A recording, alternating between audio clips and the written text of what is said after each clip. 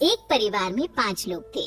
ओम प्रकाश, उनकी पत्नी सुमित्रा, बहू भावना, बेटा राहुल और एक थी उनकी बेटी प्रियंका। वैसे तो ओम प्रकाश और सुमित्रा के घर में सब कुछ ठीक ठाक था, लेकिन सुमित्रा की एक आदत थी। घर में कुछ भी गलत या सही हो तो वो किसी से कुछ नहीं कहती। और भावना स्वभाव की इतनी सीधी सादी थी कि अगर कोई उसके साथ गलत भी करता तो भी वो उसे कुछ नहीं कह पाती। इसी के चलते प्रियंका और राहुल घर में मनमानी चलाते रहते, क्योंकि घर को संभालने वाली औरतें इस तरह से रहती थी जैसे वो गूंगी और अंधी हो। माँ, मैं अपनी सहेलियों के साथ पिकनिक पर जा रही हूँ। ठीक है बेटा, चली जाओ। और मुझे आने में रात हो जाएगी, देर से ही आऊंगी मैं। अच्छा, कोई बात नहीं बेटा। अरे भावना, तुमको एक बार में समझ में नहीं आता क्या? नाश्ते में फिर से पराठे बना के रख दिए। कितनी बार तुमसे कहा है कि मेरे लिए ढंग का नाश्ता बनाया करो। ठीक है जी, आगे से ध्यान रखूंगी। अरे ये बहू से किस तरह से बात कर रहे हो तुम राहुल? अरे तो और क्या करूं पापा, इसको कहीं बात एक बार में समझ में ही नहीं आती। सुमित्रा, तुम अपने बेटे को समझाती क्यों नहीं? बहू से बात करने का ये क्या तरीका है? अरे जिसकी जैसी मर्जी आए करो, मुझे क्या। भावना बेटा, तुम भी तो कभी कुछ कहा करो। इस तरह क्यों सबकी बातें सुनती रहती हो? कोई बात नहीं पापा जी, सब ठीक है। रात को काफी देर तक प्रियंका घर नहीं आती और जब वापस लौट कर आती है तो एक लड़की के साथ बाइक पर बैठकर सुमित्रा और भावना दोनों ही प्रियंका को लड़की के साथ देख लेते हैं।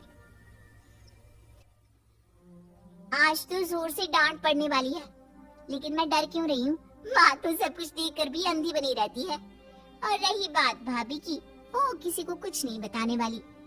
कहने को भगवान ने आवाज दी है, लेकिन गूंगी है गूंगी।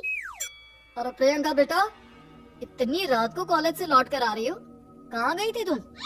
पापा, वो सहेली के घर पर थी, पढ़ाई करने के लिए रुक गई थी। अच्छा, ठीक है, जाओ अपने कमरे में जाओ और सो जाओ। सुमित्रा ने अपनी बेटी को एक लड़के के साथ इतनी रात को आते देखकर भी उससे कुछ नहीं कहा और भावना ने भी इस बारे में किसी से कोई बात नहीं की। कुछ दिनों के बाद माँ, मामा जी का फोन आया था।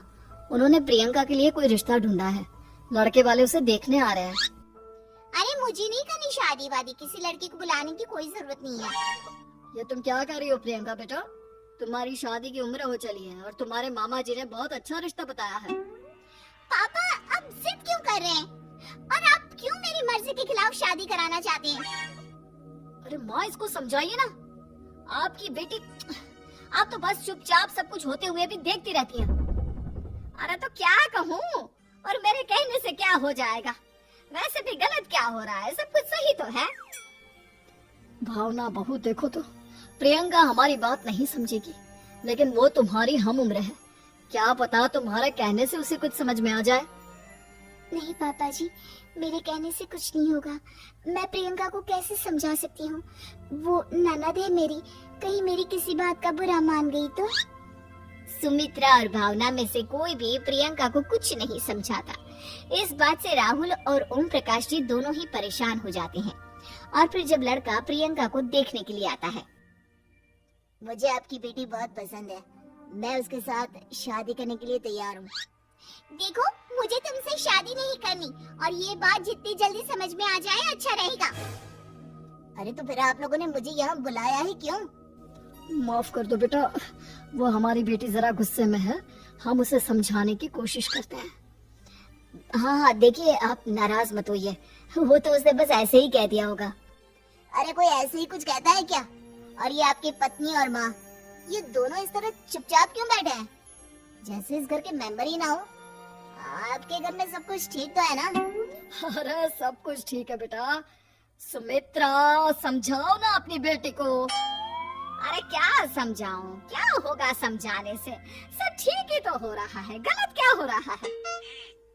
भावना, प्रियंका को अंदर लेकर जाओ और उससे समझाओ कि कितना अच्छा रिश्ता है।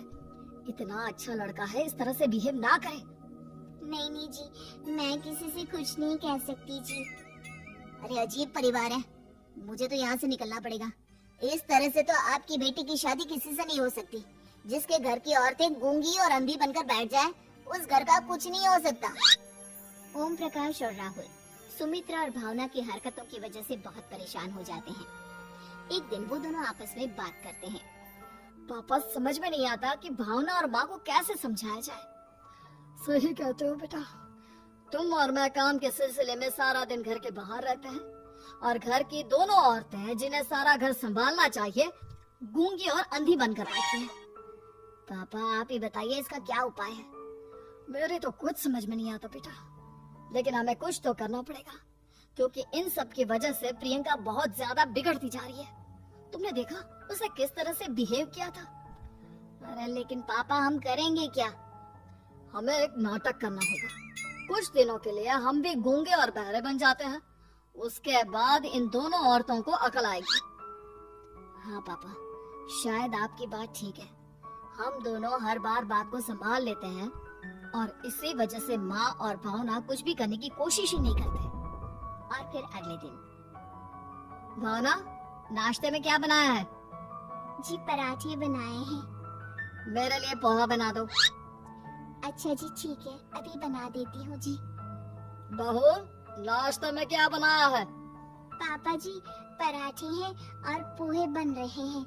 अरे बहू, मुझे तो उपमा खाने का मन था, मेरे लिए उपमा बना दो। ठीक है पापा जी, अभी बना देती हूँ। भाभी जल्दी से जरा मेरा कॉलेज के टिफिन तो पैक कर देना। और सुनो, मुझे ना भिंडी की सब्जी खाने का मन है। सुमित्रा चुपचाप बैठी बैठी सब कुछ देख रही थी। उसने किसी से कुछ भी नहीं कहा और ये देखकर भावना को मन ही मन गुस्सा आ रहा था, लेकिन वो किसी से कुछ नहीं कह रही थी। उसे लग रहा था कि ओम प्रकाश जी जो हमेशा उसकी साइड लेते थे वो भी आज चुपचाप बैठे हुए थे। शाम के वक्त प्रियंका अपने बहुत सारे दोस्तों को लेकर घर आती है और उधर दूसरी तरफ से राहुल भी अपने ऑफिस के दोस्तों को लेकर घर आ जाता है। प्रियंका अपने कमरे में तेज म्यूजिक चलाकर डांस करती है और राहुल अपने दोस्तों के साथ बैठकर जोर जोर से हंस रहा था। प्रियंका और राहुल मिलकर पूरे घर को अस्त व्यस्त कर देते हैं, लेकिन भावना उनसे कोई शिकायत नहीं करती और सुमित्रा जी भी चुपचाप बैठी रहती है। लेकिन भावना और सुमित्रा के अंदर का गुस्सा धीरे धीरे बढ़ रहा था। फिर रात को ओम प्रकाश और राहुल एक दूसरे से बातें करते हैं। पापा, हमने इतना कुछ किया फिर भी भावना कुछ बोलती ही नहीं और माँ भी कुछ गलत करने से किसी को रोकती ही नहीं। तुम चिंता मत करो बेटा, इन दोनों के अंदर का गुस्सा भर रहा है और बहुत जल्दी बाहर आने वाला है। अगले दिन, अरे बहू, ये कपड़े धुले हैं या गंदे हैं? पापा जी कपड़े तो मैंने धोकर ही आपकी अलमारी में रखी थी। मुझे तो साफ नहीं लग रहा, एक बार और धो देना। प्रियंका, मैं सोच रहा था कि तुम्हें उस लड़के से शादी नहीं करनी है ना, मत करो। एक काम करो, वैसे भी क्या रखा है शादी वादी में, तुम्हें जो लड़का पसंद है उसके साथ जाकर कोर्ट मैरिज कर लो। इस बार ओम प्रकाश और राहुल की बात सुनकर भावना और सुमित्रा के अंदर का गुस्सा जाग उठता है। मैं किसी से कुछ कहती नहीं जी, इसका मतलब ये है कि आप लोग मुझे परेशान करते ही रहेंगे। कल चार बार मुझसे नाश्ता बनवाया, आज पापा जी मुझसे धुले हुए कपड़ों को बार बार धुलवा रहे हैं। अरे मैं इंसान हूँ जी, कोई मशीन नहीं हूँ। तुम दोनों ने मिलकर इस घर की कैसी हालत बना दी है और अपनी बहन को भागकर शादी करने के लिए कह रहे हो। तुम भाई हो या दुश्मन? ओम प्रकाश और राहुल जोर जोर से हंसने लगते हैं। अरे इसमें हंसने की क्या बात है? हम लोग यहाँ इतने परेशान हो रहे हैं जी, तुम लोगों को ऐसी हरकत करने के बाद भी हंसी आ रही है। ये क्या कर रहे हैं जी आप दोनों? यही तो हम चाहते थे कि सुमित्रा तुम अंधी होकर ना बैठी रहो। घर में कुछ भी गलत हो तो उसे रोकने की कोशिश करो। और भावना, तुम अपने साथ हो रहे गलत व्यवहार पर भी कभी मुंह नहीं खोलती, ये सही बात नहीं है। मैं चाहता था कि तुम्हारी भी जुबान खुले, तुम गलत बात का विरोध करो। गूंगी बहू और अंधी सास की ये जोड़ी इस घर में अब नहीं चलेगी।